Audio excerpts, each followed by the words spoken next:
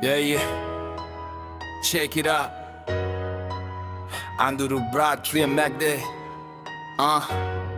Where hit the hand and a sadde loke kiyana katha mata දැන් බරක් නෑ වැටුණා නැගිටලා රතුලේ ගැලුවා නමුත් මගේ හඬ තම නිදහසේ ගැයුවා කඩ වැටුණු සිහින අතර මම තාම හුස්ම ගන්නවා ඔබලා හිතපු අවසානය මේක නෙමෙයි මම ඉන්නේ නෑ කිනි වගේ නැගිටින්නේ මේ හදවත කඩා දාන්න කිසිවෙකුට බෑ